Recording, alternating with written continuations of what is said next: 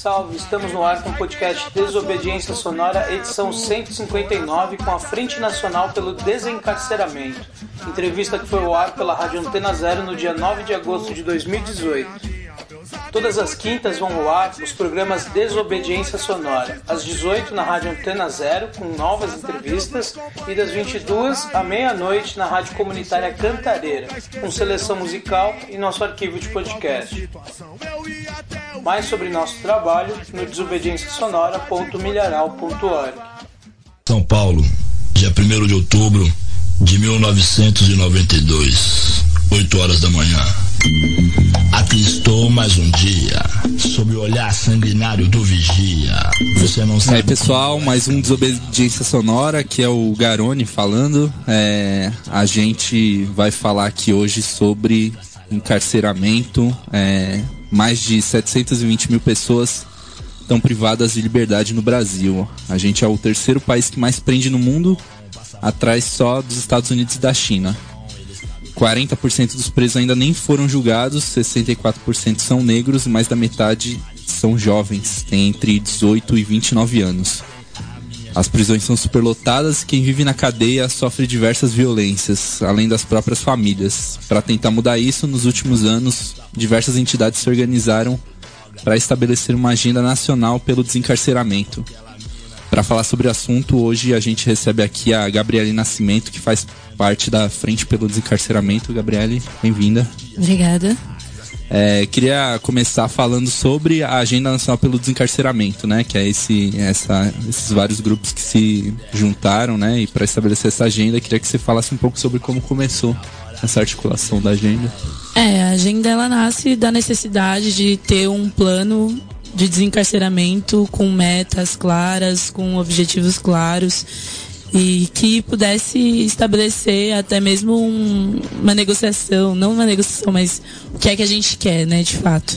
Então, em 2013 ela se consolida, né, a gente consegue escrever e estabelecer 10 pontos, e o ganho político da agenda é que ela meio que fala que é isso, se não tiver esses 10 pontos, é daqui pra cima que a gente quer. E se não tiver desencarceramento, a gente vai estar entrando na barbárie, assim. Então, a agenda ela tem esse ganho político de ser um plano de metas, um programa, de fato, para lidar com o problema do encarceramento, né? Queria que você citasse quais são entre os pontos. Eu sei que eu vi aqui que tem sobre suspensão de qualquer investimento em construção de novas unidades prisionais, é um dos pontos, né? Uhum. Queria que você comentasse esse ponto e também desse outros exemplos aí, né? Tá, a agenda ela vai ter 10 pontos e acho que o ganho político dela é justamente ter esses 10 pontos, porque é isso. Se a gente assume só uma coisa ou só outra coisa, não vai ser tão efetivo quanto assumir os 10. O programa de suspensão de verbas para construção de novos presídios é justamente porque a gente acha que não tem outra solução que não desencarcerar de fato. Construção de mais presídios hoje, que pode ser pauta até de gente de esquerda, que se pretende de esquerda na real, hoje pra gente não é viável, não se vê, não é uma coisa que é factível, assim, não é uma coisa que pode causar, porque o que a gente quer não é mais prisões ou prisões melhores, o que a gente quer de fato é desencarcerar. Então o plano de suspensão de verbas para a concessão de criação de novos presídios é meio nesse sentido. A gente não vê sentido em criação de mais prisões, assim. Para ter um exemplo, em São Paulo a gente tinha, acho que de 2010 a 2016 em São Paulo a gente começou a construir prisões. E foram construídas 20 prisões nesse período, de 2010 a 2016. Quando essas prisões tinham sido finalizadas, a construção dessas prisões tinham sido finalizadas, 18 dessas 20 já estavam superlotadas, já estavam já estavam excedendo, assim, já estava com mais presos do que a capacidade de lotação delas. Então, a gente vê que construir mais prisões é simplesmente expandir o sistema penal. Ou só justifica você prender mais. Exato. Então, quando a gente está falando de de uma superlotação, a gente não está falando de um déficit na criação de vagas no sistema prisional. A gente está falando de um plano de um projeto político de controle social de pessoas. E aí quem são essas pessoas, né? Então, se é um projeto político de controle social dessas pessoas, nada faria mais sentido do que não dar continuidade para esse plano, assim. A gente não vê outra solução cabível para um projeto que sempre teve como objetivo o controle social das pessoas. E quem são essas organizações que fazem parte dessa frente aí? Da Frente pelo Desencarceramento, que está nascendo em São Paulo agora. Bom, a gente está hoje com a Pastoral Carcerária, a gente está com a Amparar, que é a Associação de Amigos e Parentes de Pessoas Presas, a gente está com o INTTC, que é o Instituto Terra, Trabalho e Cidadania, o IBC-CRIM, que é o Instituto Brasileiro de Ciências Criminais, mas tem muita gente que é independente, assim. Então a gente visa muito pelo protagonismo de egressos dentro dessa frente, a gente visa muito pelo protagonismo de familiares de pessoas presas dentro da frente. Então é mais nesse sentido. Ah, bacana. A gente tem uns dados sobre o que você falou, né? Que o carceramento de pessoas aumentou muito dos anos 2000 para cá, né? Fala em 500%, né? Tamanho da população prisional. A gente é o terceiro do mundo, mas só perde para Estados Unidos e China, que são países também que prendem muito, e a China tem uma população muito maior, né? Uhum. Dá pra dizer que as pessoas cometeram mais crimes de lá pra cá? O que aconteceu pra ter tanta gente na cadeia? Sim. A gente tem uma coisa na criminologia crítica que a gente chama de cifra oculta, que é o fato de que todos nós cometemos crimes diariamente. Então, só que a maioria dos crimes que são cometidos não viram processo, não dão em prisão. Então, a grande maioria de crimes não é apurado, não é... Então, o que acontece é que o sistema penal não serve para punir crimes, ele não tem essa função. A função dele é justamente essa, de controle social de pessoas pobres, pessoas negras, pessoas que precisam ser controladas de alguma forma pelo Estado. Então, não dá para falar que houve mais cometimento de crimes, justamente porque as pessoas que são presas não são as que mais cometem crimes, sabe? A ideia do sistema penal é justamente falsear uma realidade, pra gente dar evidência para alguns ditos crimes, né? E ocultar outros. Tipo, em 2006 a gente tem a consolidação da lei de drogas, que vai justamente causar um aumento significativo no encarceramento, especialmente de mulheres. Tem estados como Roraima, que é o quê? 90% das mulheres que estão presas respondem a questões de drogas, de tráfico de drogas, como a associação ao crime, a associação ao tráfico, aliás. Então, correspondem a esses tipos penais. Então, é uma questão de guerra às drogas, é uma questão de guerra aos pobres, é uma questão de controle. Não é uma questão de combate ao crime. Até porque se o sistema penal estivesse combatendo o crime de fato, a gente não ia ter os dados que a gente tem sobre homicídios, por exemplo. O Brasil é o país que mais mata no mundo e o que mais se morre também. Então é um país que tem uma letalidade policial enorme. Todos os dias os policiais matam pelo menos 6 pessoas no Brasil. Então é um dado que não corresponde à realidade, assim, dizer que as pessoas estão cometendo mais crimes. Que há de fato é um projeto político que precisa controlar essas pessoas. Essa lei de drogas de 2006, qual a diferença pro que era antes, essencialmente, que fez tanta gente ser presa a partir dali? Então, quando a lei de drogas ela é promulgada, as pessoas veem como um avanço, assim, especialmente pessoas relacionadas à esquerda, ao antiproibicionismo e tal. Porque ela separa, né, o usuário do traficante. Ela não descriminaliza o porte, ainda é crime, mas coloca naquela questão de pequenos delitos, assim. Então é difícil uma pessoa ser presa por porte de drogas, mas ela torna o tráfico um crime hediondo. E aí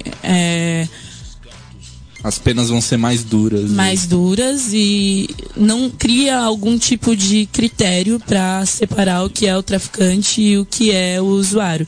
Então isso E eu acho que não tem mesmo como criar esse critério, né? Isso fica meio que ao encargo de quem está julgando. E a primeira autoridade a julgar é justamente o policial que faz a apreensão. E o que a gente sabe é que a polícia é uma instituição racista, uma instituição classista e etc. Vai colocar o usuário como traficante ou um pequeno traficante como um grande traficante. Exato. E aí não tem esses critérios de diferenciação, por exemplo, quantidade. Ou, por exemplo... É isso, a gente tem o Rafael Braga, que é preso por 0,6 gramas de cocaína. E a gente tem o famoso filho da desembargadora, que tá com 150 toneladas de munição. E ele não sei se ele foi enquadrado como traficante ou não, mas sei que ele não tá preso. Sim, ele vai pra clínica de reabilitação. Exato, né? Tá tudo bem. Sim. Outro problema sério aí é o encarceramento de mulheres, né? Sim. Você comentou de Roraima, por exemplo. São 42 mil mulheres presas, mais 60% negras, né? Também como mais ou menos a mesma proporção dos homens, né? Metade delas são jovens de até 29 anos. A gente pode dizer que a situação delas é mais grave também no sistema prisional do que em relação aos homens? Eu não sei se dá pra dizer que é mais grave, mas proporcionalmente foi o que mais aumentou, assim. E aí, o encarceramento das mulheres, acho que entre 2006 e 2016 sobe coisa de 600%, assim, é gritante. O que a gente tem em relação ao encarceramento das mulheres é um estigma muito grande, assim. Então a gente pensa em quê? Quando a gente pensa numa mulher presa, na Suzane von Richthofen, a gente pensa quando a maioria delas não, estão presas porque, não sei, foram fazer, ou são usuárias de drogas, ou foram fazer realmente um corre como traficante, porque é isso, tem 3 filhos para alimentar e precisa garantir sua sobrevivência de alguma forma, e aí são presas por isso. Os dados sobre encarceramento das mulheres são gritantes, assim. Por exemplo, saiu o Infopem, que é um levantamento nacional que eles fazem sobre questões de mulheres, e aí saiu sobre questões relacionadas ao cárcere, aliás. E aí saiu o Infopem Mulheres, em que 20 vezes mais fácil uma mulher se suicidar dentro do cárcere do que fora. Então existe uma questão de saúde mental, existe uma questão, por exemplo, em relação à maternidade e o cárcere. Existem várias outras questões. Mas é tão grave quanto, assim. Sim, muitas também estão lá porque foi transportar droga pro próprio parceiro, né? Exato. Do sistema prisional. Existe também um problema com mulheres estrangeiras, muito latente, assim. Entendi. Vamos de música, então? A gente vai ouvir o Funk da Realidade da MC Luana Hansen. Daqui a pouco a gente volta.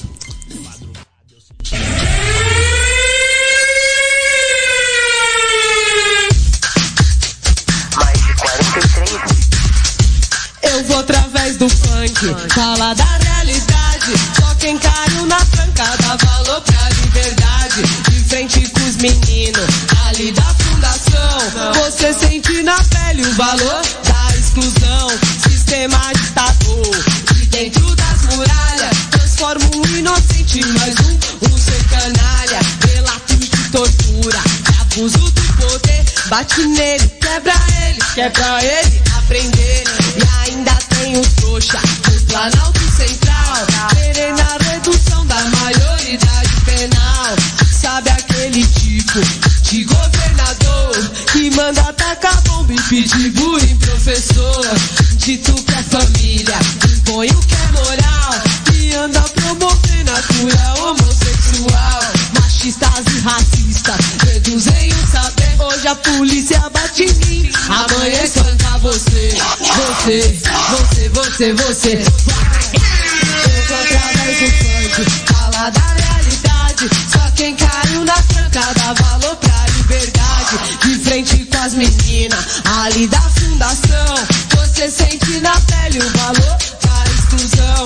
Sistema ditador de dentro das muralhas transforma um inocente em mais um ser canalha.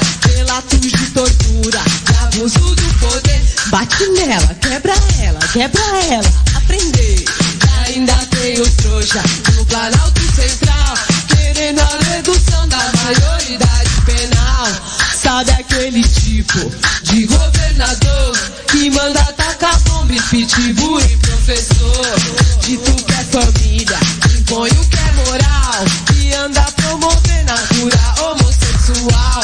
Machistas e racistas reduzem o saber. Hoje a polícia bate em mim, amanhã espanca você. Vai! São Paulo, dia 1º de outubro de 1900. A gente tá de volta aqui com Desobediência Sonora aqui na Antena Zero, a rádio que não toca só o que você quer ouvir, mas o que você precisa escutar. E a gente tá falando aqui sobre encarceramento com a Gabriele Nascimento, faz parte da Frente pelo Desencarceramento e também é pesquisadora da área, né? O Gabriele, você falou, a gente já estava falando sobre isso, mas retomando, essa iniciativa tem proposta para melhorar a condição de quem está privado da liberdade, né? E diminuir também, inclusive, o encarceramento, mas tem uma questão sobre a própria natureza da prisão, né? Uhum.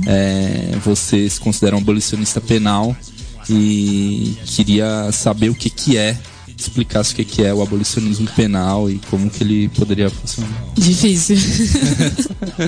Difícil porque justamente a gente precisa pensar para que a prisão serve e como é que ela nasce, né?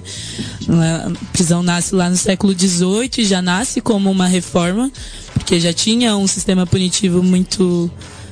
que era isso, que incidia sobre o corpo, os castigos, etc., e nasce com essa função social de tornar corpos mais dóceis para o trabalho, etc. Controle social mesmo.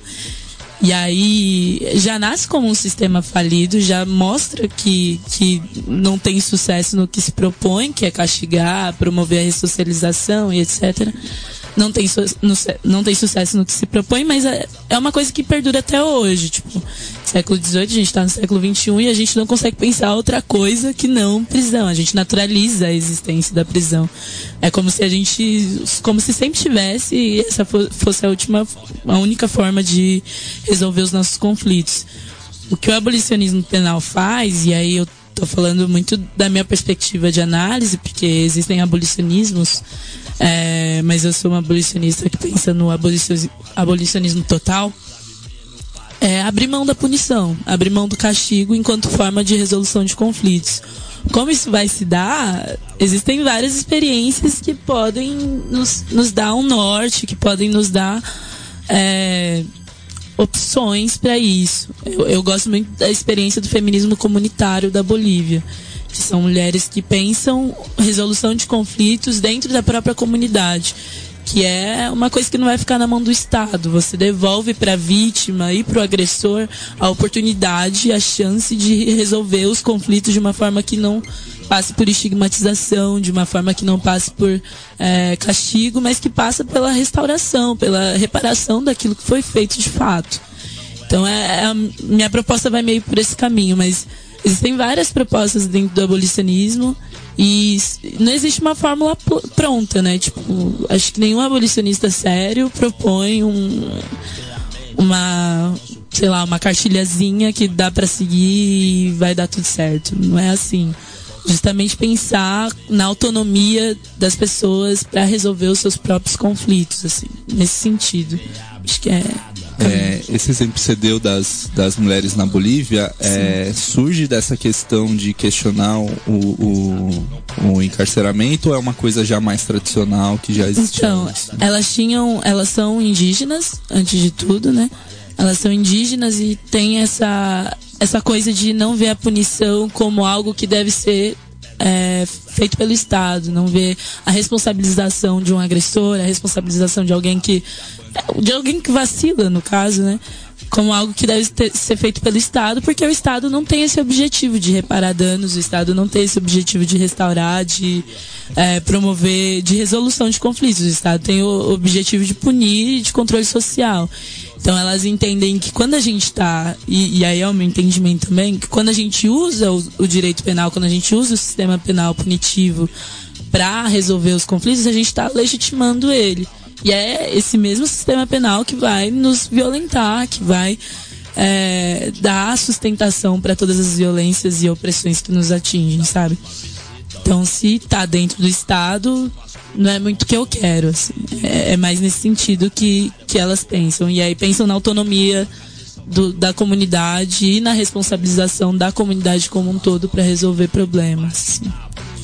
Você fala de controle social do Estado, mas o que o Estado quer controlar? O que ele tá... Quando ele prende pessoas e a gente sabe qual é a cor dessas pessoas, né? Com a pele negra, vão prender jovens, o que ele tá querendo com isso?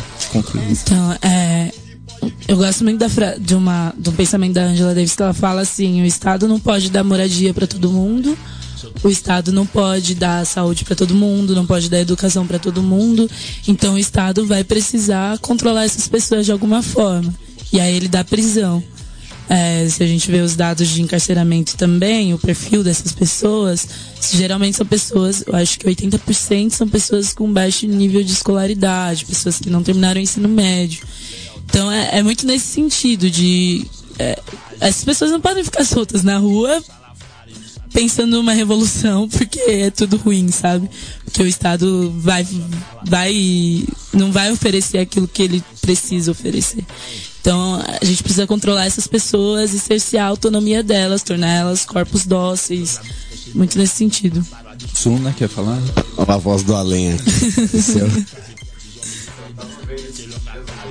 A maioria de moleque primário era Minas Gerais que estão usando o pessoal como de obra barata. Sim.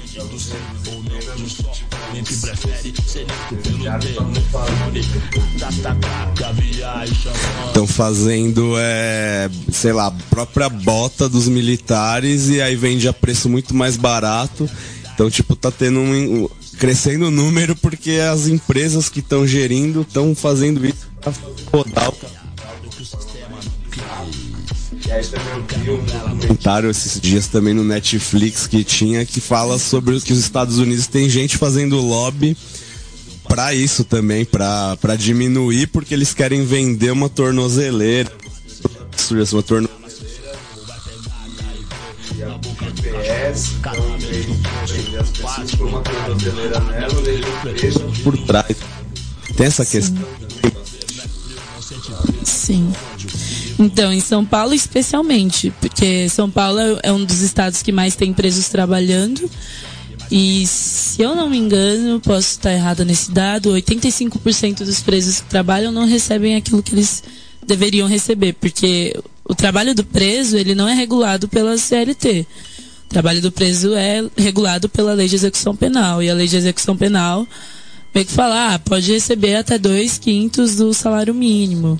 Então eu tava vendo ali no Infopem Mulheres, as mulheres que trabalham, 90% recebe menos de um salário mínimo. Sim, 15% assim. recebe 3/4 de um salário mínimo. Isso é uma... E fora essa questão das empresas privadas que vê interesse dentro da mão de obra do preso, que é barata, que é esse elo entre a escravidão, né, e o próprio cárcere, a própria indústria da prisão é uma coisa que dá muito dinheiro, né, porque se a gente pensar o que é uma prisão, a construção, a licitação feita por construtoras, a gente pensar quem alimenta os presos, que são empresas terceirizadas que cuidam dessa alimentação, a limpeza que é feita pelos próprios presos, mas existem empresas terceirizadas que também recebem por esse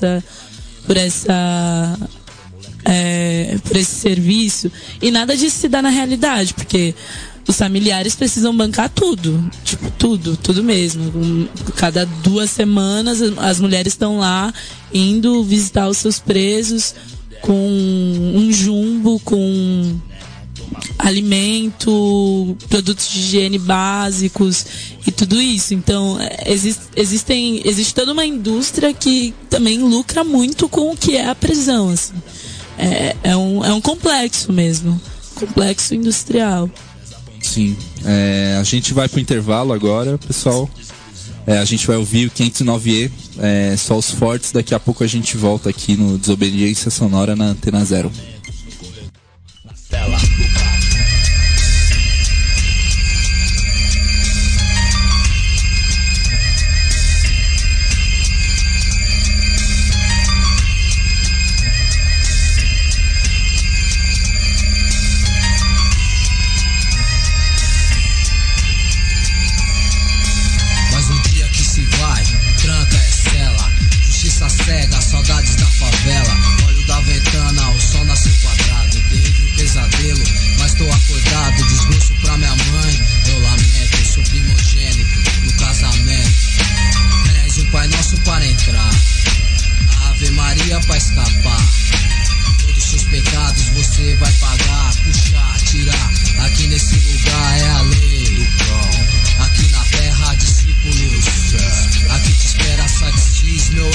vaidade em excesso, baladas, dinheiro, shopping, sucesso, bulova no pulso e várias gatas. Sou ser e disqueteira no ômega prata, sonho de consumo, sempre quis, é minha cara, ser feliz, a BMW preta me fascinou. Você pode ter uma, o diabo soprou, mundo de ilusão, o castelo caiu, no DVC o 57, puta que pariu. As vadias, os traíras me deixaram, nenhuma carta esses anos me mandaram. Hoje enxergo o amigo é dinheiro no bolso, não caguetei ninguém, não dei esse gosto. Fim de tardes, lembranças, o metrô passa, itinerário Jabaquara, cortando a cruzeiro e levando a esperança. Bateu na mente os tempos de criança, brincava com os manos de polícia e ladrão. O filme acaba aqui na detenção, onde o filho chora e a mãe não vê. 509/E.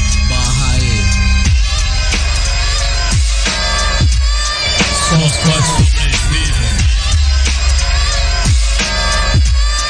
Só os fortes sobrevivem. Só os fortes sobrevivem. Só os fortes sobrevivem. Amanheceu, amém, reprisa a rotina, bola, quiaca, ódio, faxina, luz, câmera e ação. Mais um cuzão na muralha com a R na mão, deixou a mulher pra cuidar de ladrão. Tragando um cigarro, observa a minha reação. O bicho me atenta pra eu pular, quer arriscar? Plá, plá, plá. Aue no futebol, o chicote estrala. Treta de ladrão, pelotão, choque se prepara. Vai embocar, pra controlar, pra arregaçar, programado pra matar. A bandeira da paz não será estiada. Caiu mais um na 10, várias facadas. O sangue jorra, não é maquiagem. Um prontuário a menos na contagem. Me esquivo, tô longe dessa trilha. Se não atraso o lado e não crio minha filha. O mano chapou, ficou louco. Se pai HIV, tuberculoso. Poucos dias ficou pele e osso. Acabou o sofrimento, tinha no pescoço. No peão, trombei o maluco da quebrada. Mano ligou que a área tá embaçada. Os justiceiros estão matando a luz do dia, mas minha fé é a luz que me guia. Judas é mato, só traição. Nem Cristo escapou da podridão. Sofrimento, vale da sombra da morte. Nasci pobre, preto, pouca sorte. O sol se põe, escurece lentamente. Sou um herói, sou sobrevivente. Só os fortes sobrevivem. Só os fortes sobrevivem. Só os fortes sobrevivem. Só os fortes sobrevivem. Domingo é visita na ilha. Se Deus quiser, vou ver minha filha. Emily Laure, minha joia rara, puxou o pai. Minha cara, Denner, Jaron, Jonathan Michele, Robert, Evelyn Stephanie. A patota de Cosme, veio me ver 24 horas, penso em vocês. Alegria dura pouco, acabou a visita. Despedida, lágrimas, um adeus. A dona Neuza diz: meu filho, fica com Deus. Corta o coração, dá mó depressão, mó neurose, voltar pro pavilhão. Um cara queria se esconder atrás da Bíblia. A mentira não vira, não se cria. O crime é podre, mas não admite falhas. Não somos fãs de canalha. A micha caiu, mó B.O. 213 e vai dar o ó sem dó. Vai morrer igual pouco, ladrão na ira, arranca o pescoço. O sistema não regenera ninguém e quem mata morre também. Você custa 300 por mês. Hoje o rango veio azedo outra vez. Quem planta vento, colhe tempestade. Se ouvisse a coroa não estaria atrás das grades. O juiz bateu o martelo, 14 de reclusão dentro desse inferno. Só agora sei o valor da liberdade. Um minuto aqui é igual uma eternidade. A faculdade é 1000 graus. Um terço se pá, ganhou a condicional. Só os fortes sobrevivem. O Vietnã pertence a Deus, meus dias de amanhã. Sol se põe, escurece lentamente. Sou um herói, sou sobrevivente. Caiu 1000 ao teu lado e 10.000 à tua direita. Tu não serás atingido, somente com teus olhos contemplarás e verás.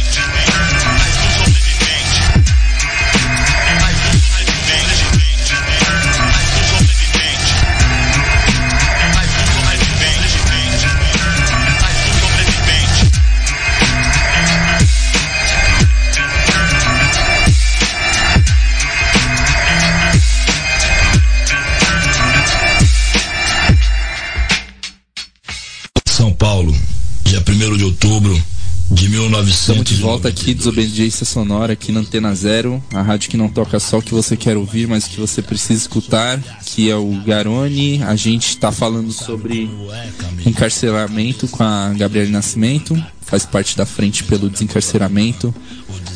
A gente falou no primeiro bloco, aí no final, sobre essa questão do negócio, né, uma indústria do encarceramento. E o que tá começando, o que a gente vê, né, dos Estados Unidos, né, que é uma indústria mesmo, né, de prender gente, é que virou muito lá a privatização, né, dos presídios e tal. E como tá aqui no Brasil esse movimento, né, de cadeias privadas, de empresas privadas entrando na gestão dos presídios? Existe já umas iniciativas de empresas privadas, meio que isso, assumindo o trabalho dos presos, porque o trabalho é um direito do preso, e aí essas empresas privadas assumem essa função. Mas já existe aqui no Brasil um presídio privado, fica em Ribeirão das Neves, em Minas Gerais. E é muito problemático, porque você vê que uma das prerrogativas no contrato deles era justamente que o presídio só funciona com pelo menos 90% da lotação dele. Então, para o contrato existir, para a prisão existir, precisa ter presos, né? Então você já vê que essa indústria tem como base a tortura. Se o Estado assina esse contrato, ele vai ter que garantir que vai ter gente cometendo crime sendo presa por isso, né? Exato, senão a empresa perde. E a empresa não pode perder. O Estado pode, a empresa não. É louco pensar, tipo, que é isso. A base de um contrato é uma vida, é a liberdade de uma pessoa. Eu não sei se é sobre esse presídio que eu já li uns anos atrás, uma história de que eles já estavam se vangloriando que os presos lá têm menos registros de problemas ali, ou de... Enfim, eles causam menos problemas, mas na verdade o Estado parece que já transferiu os presos com melhor comportamento para lá. Então, até nesse caso, as empresas são favorecidas, né?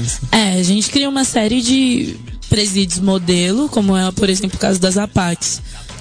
As APACs, elas não são privadas, mas são geridas pela igreja. São administradas pela igreja.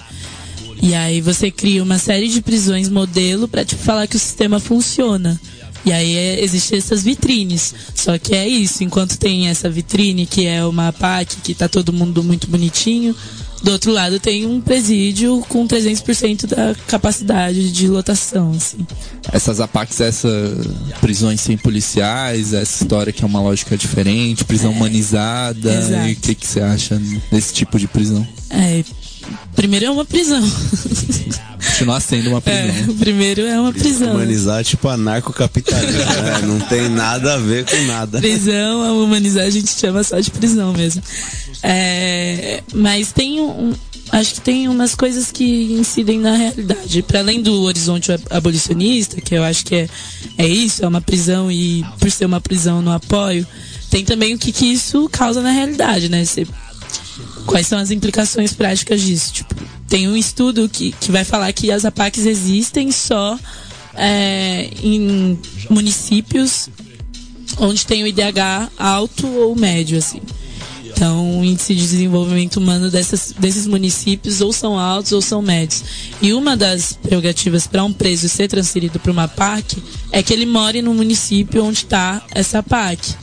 Então, assim, você já cria um sistema seletivo. É uma pessoa que já tem uma condição de vida melhor. Exato. E que ele não vai ser submetido a uma prisão. Exato, porque na terapia penal, em muitas aspas, que eles assumem, eles falam que o preso tem que ter contato com a família. Faz parte do processo de ressocialização que eles propõem. Então, para ele ser transferido, ele tem que estar no município de domicílio, assim. Então, isso cria vários presídios diferentes, com os regimes totalmente diferentes. e cria a expansão do sistema penal, porque você vai ter duas pessoas no mesmo estado que foram condenadas pelo mesmo estado, às vezes pelo mesmo tipo penal, e estão cumprindo penas radicalmente diferentes, que não tem nada a ver com a lei de execução penal, por exemplo, tem a ver com o que os caras querem, entendeu? Então, aqui em São Paulo a gente tem um exemplo muito que é muito isso, que são os presídios federais, que é um regime disciplinar diferenciado, que é onde fica os caras do PCC, os grandes caras das facções, etc. E o que causou em São Paulo essas diferenciações, essas diferentes prisões, ter tipo um coquetel de prisões, um cardápio de prisões, é justamente a expansão desse sistema, porque São Paulo, você vai ver, é o estado que mais encarcera no Brasil. Acho que 1/3 da população prisional está em São Paulo hoje. Então essa diferenciação, essa criação de vários tipos, de vários modelos do sistema prisional, meio que causa a expansão desse sistema. E aí uma prisão humanizada você vai ter para alguém que mora num município melhorzinho uma prisão humanizada, e você vai ter para quem mora num município mais zoado uma prisão que é isso mesmo, é 300% da superlotação. Além do cerceamento, tipo, o que é, né? Do controle social através da própria coação. Tipo, se você não se comportar, e aí eles têm um regimento próprio, se você não se comportar, você pode ser transferido para uma prisão a qualquer momento, para uma prisão do Estado a qualquer momento. E aí você vai ser muito legal mesmo, você vai ser muito comportado mesmo. Claro que você vai preferir uma instituição dessa. Você vai assimilar, com certeza. Sim. Eu queria falar sobre a questão das famílias, né? Tinha aquela história da revista vexatória e tal, e o Estado começou a colocar raio-x, né, nas penitenciárias, e tinha até uma lei mesmo acabando com isso, tinha sido aprovada. Sim. Como é que tá? Isso realmente acabou, essa revista vexatória? Em São Paulo já instalaram os scanners em todas as prisões, só que em São Paulo tem... Acho que o regime em que esses scanners foram instalados é de aluguel mesmo. Então não é do Estado esses scanners. Então acho que a qualquer momento, quando acabar o contrato, pode acabar. É mais um negócio também. Exato, pode descumprir a lei, porque é isso. Mas o que acontece é que muitas mulheres reclamam de passarem pela revista vexatória mesmo com os scanners. Porque os agentes, era isso. Um dia ele estava fazendo revista vexatória, no outro dia colocaram o scanner, ele não passou por nenhuma capacitação para isso. Então, tem casos, por exemplo, que a gente recebe de mulheres que foram passar pelo scanner, estavam, por exemplo, sei lá, com gases, e aí eles não souberam identificar que era isso, acharam que era um corpo estranho, e aí essas mulheres foram obrigadas a defecar numa sacola, na frente de todo mundo, ou então tem que ser levada para a UBS, porque elas podem tá transportando droga para os presos que elas vão visitar e tal. Então é isso, a gente vai atualizando e vai articulando outras formas de tortura, de estigmatização, né? Isso não pode ser visto como secundário, porque é o controle social dessas mulheres também. Né? Para além da pessoa que tá ali presa por... Exato. As famílias também são punidas, que até na lógica... Exato. Sei lá, de um estado burguês, assim, não faria muito sentido, né? É porque eu entendo também que as famílias exercem um poder de fiscalização, assim, do que é o cárcere. Porque são elas que vão visitar, encontram os presos todo machucado, porque, sei lá, entrou a tropa de choquezinho lá, o GIR entrou, o grupo de intervenção rápida entrou, fez uma blitz, bateu nos presos. Ela que vai voltar e procurar a defensoria pra, tipo, falar, ó, meu marido tá arrebentado, meu filho tá arrebentado. Então existe a necessidade de criar esse cerceamento que se expande também para o núcleo familiar, e isso vem através da criminalização dessas mulheres, etc. Vamos ouvir uma música. A gente vai ouvir agora Aonde o Filho Chora e a Mãe Não Vê, Facção Central, e daqui a pouco a gente volta aqui no Desobediência Sonora.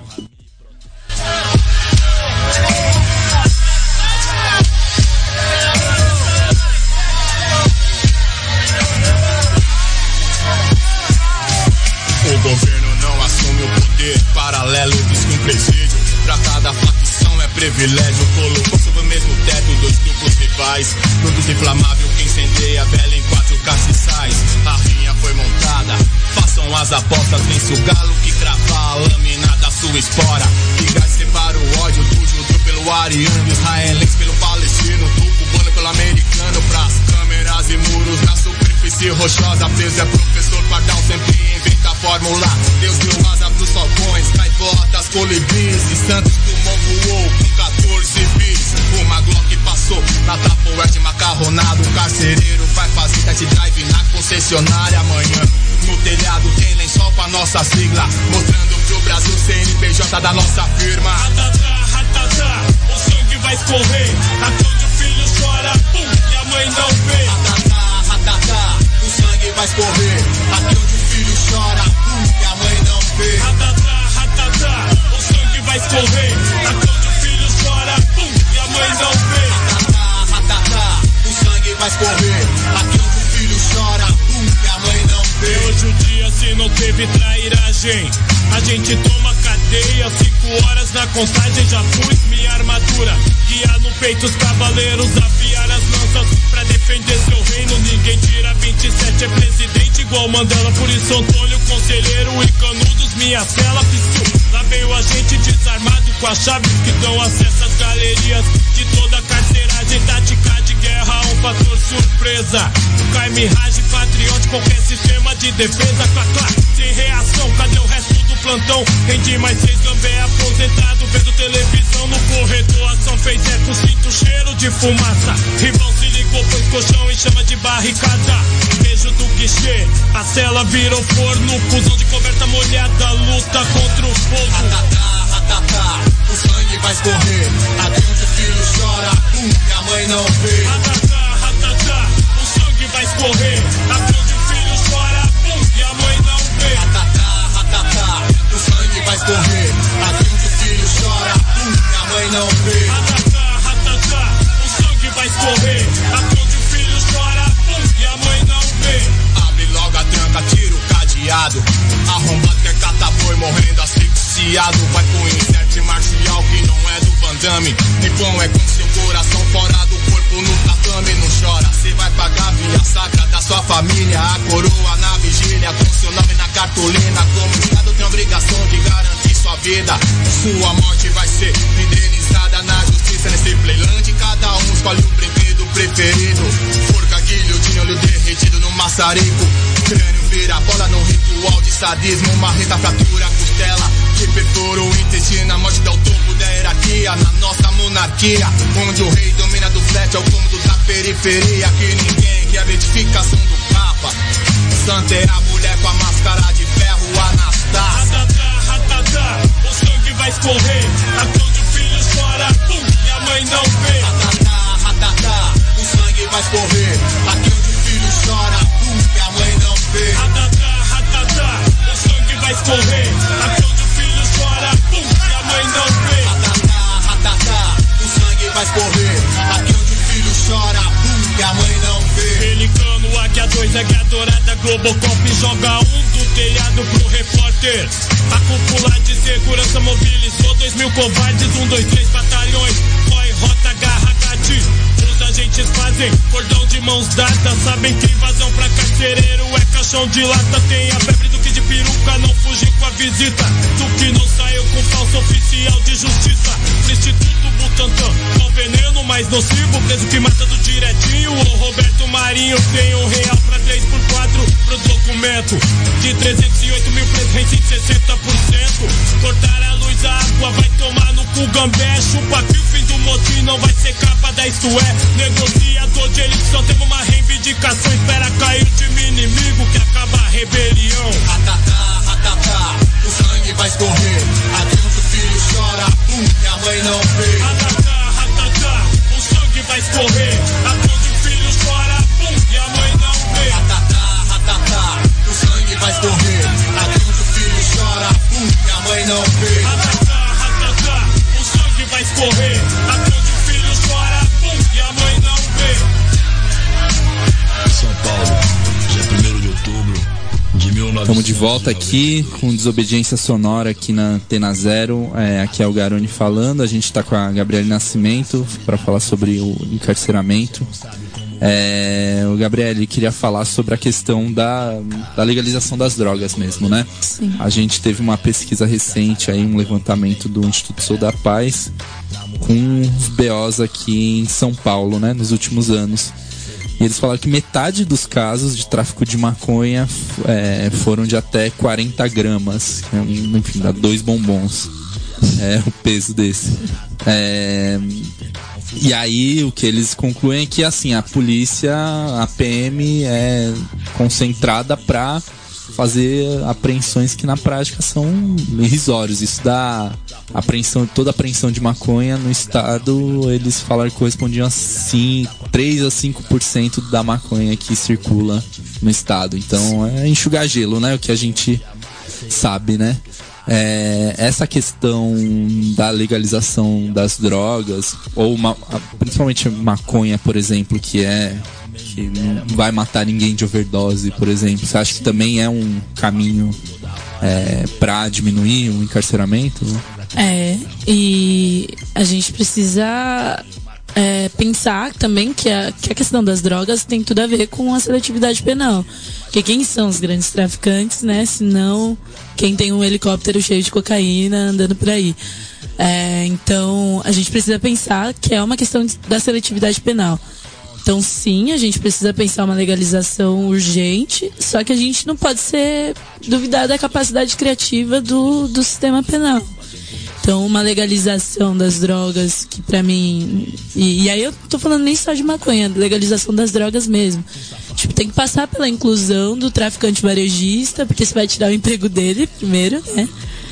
Tem que passar pela inclusão desse cara na cadeia produtiva, por exemplo, das drogas.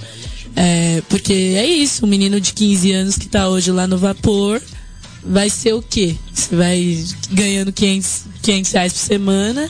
E aí você vai dar um emprego pra ele de jovem aprendiz pra ele ganhar 500 reais por mês. Então, assim, a gente precisa pensar na inclusão dessas pessoas também. Porque tem tudo a ver com isso, com desigualdade social. Então, a proposta de legalização das drogas, claro que não vai ser condicionada a uma legalização ideal. Só que eu acho que a gente tem que ir pra rua com um programa que seja o mais avançado possível para pensar na inclusão dessas pessoas na cadeia produtiva das drogas. E aí isso vai ser pela estatização, não sei, pode ser por cooperativas, mas que incluam essas pessoas de fato, porque essas pessoas foram as mais atingidas pela guerra às drogas.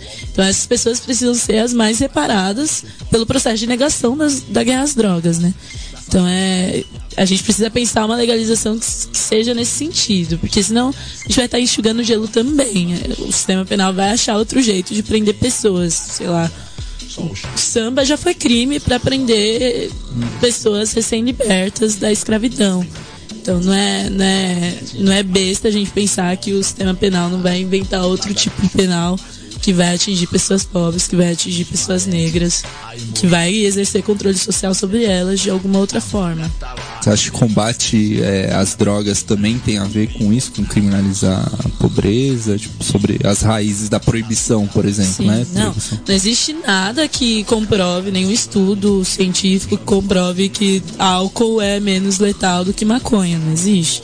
Isso é totalmente político, a proibição é totalmente política e tem tudo a ver com a estigmatização de determinados grupos sociais, né? Então, existe toda uma lógica de associação das pessoas que fazem uso de determinadas drogas e de criminalização dessas pessoas de fato.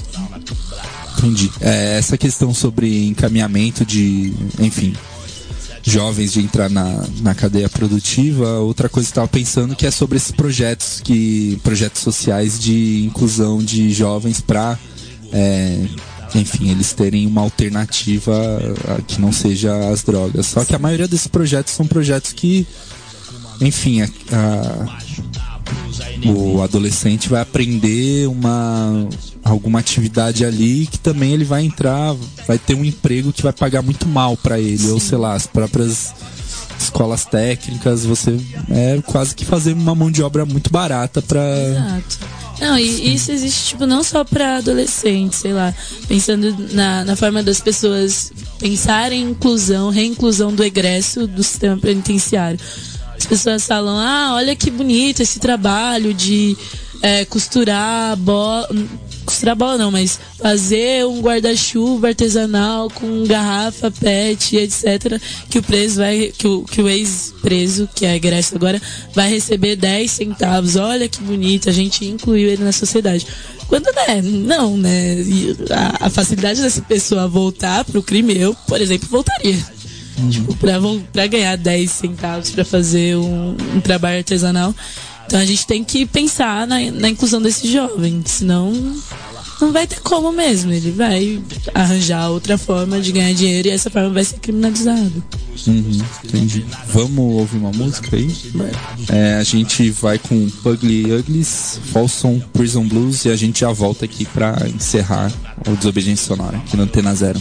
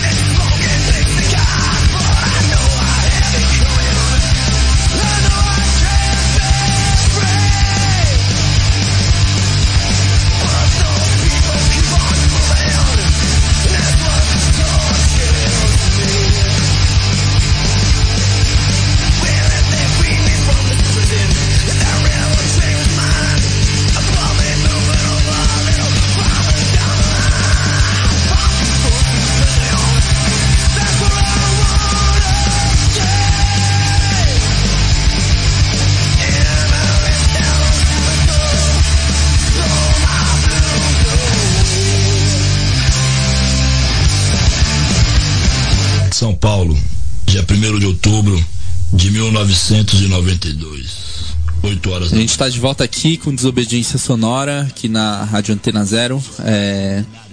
Eu sou o Garone, a gente está entrevistando a Gabriele Nascimento sobre o encarceramento e a gente está encerrando aqui. Gabriele, queria agradecer a participação e queria que você falasse também para quem quiser colar junto aí com o pessoal que está fazendo esse movimento aí da Frente pelo Desencarceramento, como é que faz, onde que procura? Tá, a gente da Frente pelo Desencarceramento, a gente ainda vai se lançar como frente, a gente vai se assumir, sair do armário e tudo mais. Mas a gente ainda não tem página, etc. Mas a gente tem como chegar em nós através das instituições. E aí eu vou recomendar a página da Amparar, que é a Associação de Amigos e Familiares de Pessoas Presas. Mas pode me procurar também, Gabriele Nascimento, com 2 L's e E. Aí, tô aí na vida. Pode mandar e-mail pra... Posso deixar meu e-mail com vocês colocam lá. Beleza. E tudo mais. Legal.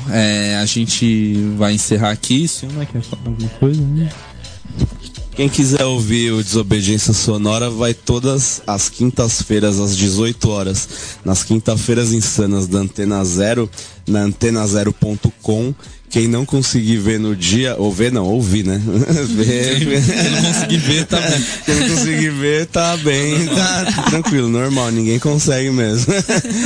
Aí entra no Mixcloud que a gente coloca, vocês procuram no Mixcloud Rádio Antena Zero, e lá vai ter todos os programas aqui da Antena Zero, entre eles o Desobediência Sonora.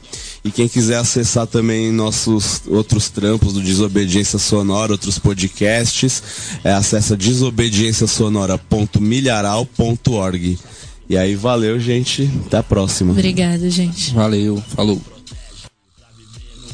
Das calças bege,